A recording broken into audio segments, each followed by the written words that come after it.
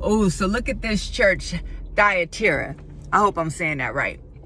But it says, I know your deeds, your love and faith, your service and perseverance, and that you are now doing more than you did at first. Do you hear that, y'all? Hey, I see you. I see your genuine love. Oh, see, this one right here gonna hit. I see your genuine love. You see, when the Lord talks about love, you know it's a love that's real. It's authentic. It's complete. It's not the facade of love that many people have today. The facade of this Christian love. Oh, I love you so much. But there's this undercurrent of hate that exists. No, when the Lord talks about, I see your love, I see the way how you love. Oh, what a compliment.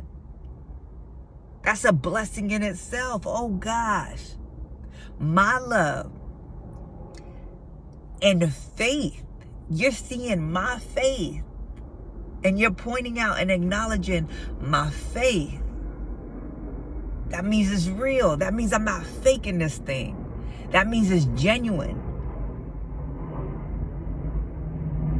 You see, your service, you recognize my service. I'm actually serving. You didn't call it work. You didn't call it deeds. You said your service. You acknowledge my willingness to give of myself unto you, unto others. My perseverance, you know it's been tough because you don't just persevere easy. You persevere challenges, adversities, difficulties, hard times. And this is what the Lord is saying. He's saying you're loving, you're more faithful, you're serving, you're persevering even more than what you did at first. But look at this. You tolerate that woman Jezebel. See, it's not you because you're doing what you're supposed to do. But you tolerating somebody else who calls herself a prophet. By her teaching, she misleads my servants into sexual immorality and the eating of foods sacrificed to idols. This gets me. And it might get some of y'all too, because you could be doing everything that you're supposed to be doing for the Lord, but you got somebody around you that's influencing you in a negative way. That's influencing your family, your children, your friends, the company you bring around. They are influencing them. You may have people at your church, in your church groups, in your groups that are of God. Maybe you do a Bible study in your house, but yet you got somebody there that you're tolerating, that you know is misleading others. They could call themselves a prophet, but you testing the spirit by the spirit. I'm listening to what you're saying. It's not aligning with the word. There's too much I think. Well, I know. Well, this is how I do. What do the word say? There's too much self involved. There's too much worldliness involved. There's too much self-gratification that is desiring to take place. Who amongst you are you allowing to poison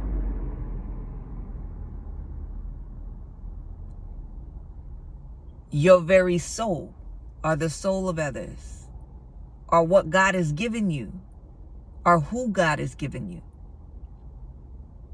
Ain't that a shame? It's like the Lord honors, he acknowledges all the stuff that you do and how you're serving him and how you are. And it's such a beautiful thing. He's like, you even doing it more than before. I'm just gushing over the fact that you got it right. You know, the challenging part of it is surrendering so you can get it right. But you've allowed me to do such a great work in you that you've come to this level of surrender that allows you to love genuinely, serve genuinely, believe genuinely, and persevere.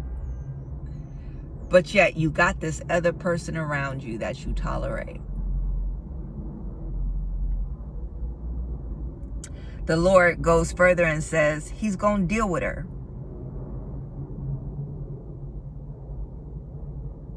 But he tells them that for those who have not grabbed hold to her teachings, to hold on. I just need you to hold on to what you have until I come. See, I need you to know the danger of influence. You see, when Joshua went into the promised land, the Lord had went before them, and he was very careful to let them know that they had to wipe out those that were occupying the lands. He didn't want them to fall in danger of their influence. He was preparing them. So what if prophets that come in my name, what if they do miracle signs, but yet tell you to go worship other idols? What you gonna do? He's warning them.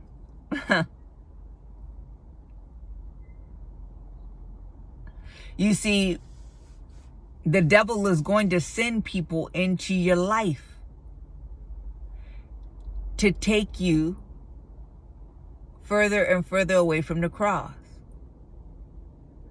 See, you waiting for them to show up with a pitchfork and the horns. You waiting them to show up with disfigured faces. You're waiting for them to show up with an air of evil that just emanates from them. Don't you know the devil comes disguised as an angel of light? That's how he masquerades. You have to be careful about who you allow in your life and their influence over you and the influence over the people around you. See, you're doing everything you can, and I commend you for that. But who do you have in your space that's saying the things of God that are not of God are okay? That idols are okay?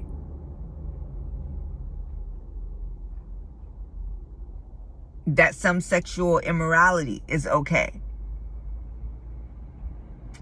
That doing the things that you know God has told you specifically not to do are okay? Who do you have around you? See, it can't be a thing to where you're like, well, I'm good. No, the Lord is like, why are you tolerating those that are not?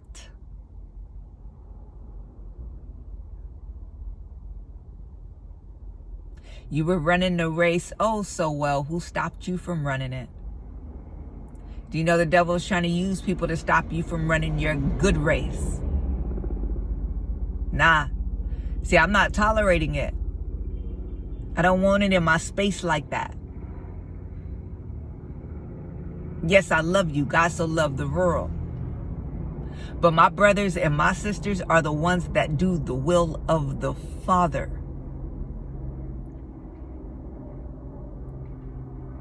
Yeah. For those that are in the world, I shouldn't be attractive to you, and you shouldn't be attracted to me. Because God is coming off of my tongue. God is in me. The Lord is expressing himself through me. Oh, and if you in the world, he want to talk to you. And I'm going to let him do it. And pretty soon you ain't going to be one to tolerate me, nevertheless me tolerating you. Check your circle. You could be doing everything that pleases the Lord except for tolerating those people who are coming in God's name. Oh, but they not operating in the will of God. It's not just about you. Check who you have around you. If they not of God, they of Satan. Don't tolerate them.